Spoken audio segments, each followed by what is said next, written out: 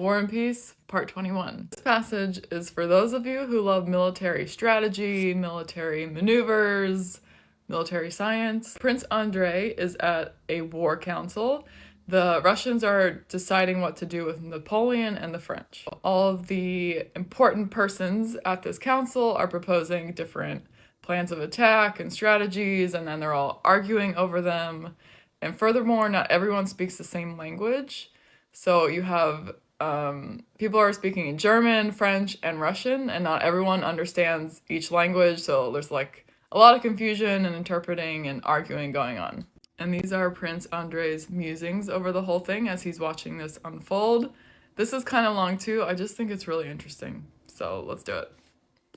The debate lasted a long while, and the longer it continued, the hotter it became, passing into clamor and personalities, and the less possible it was to draw any sort of general conclusion from what was uttered.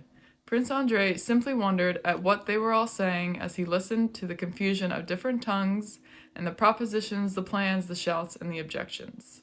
The idea which had long ago and often occurred to him during the period of his active service, that there was and could be no sort of military science, and that therefore there could not be such a thing as military genius, seemed to him now to be an absolutely obvious truth.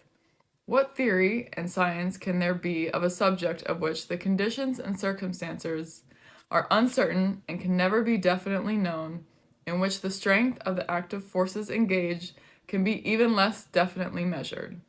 No one can, or possibly could, know the relative positions of our army and the enemy's in another 24 hours, and no one can gauge the force of this or the other detachment. Sometimes, when there is no coward in the front to cry, "We are cut off," and to run, but a brave, spirited fellow leads the way, shouting "Hurrah!" a detachment of 5,000 is as good as 30,000, as it was as Schongraben, while at times 50,000 will run from 8,000, as they did at Austerlitz. How can there be a science of war in which, as in every practical matter, nothing can be definite and everything depends on countless conditions, the influence of which becomes manifest all in a moment, and no one can know when that moment is coming? I'm gonna do a part 2, because he says more, which I really like, but I don't have enough time, and I'd love to know your thoughts on that first part, especially if you study military science, and if you've been in war. I was deployed, and I'm kind of partial, like, there's just so many things going on that you can't know.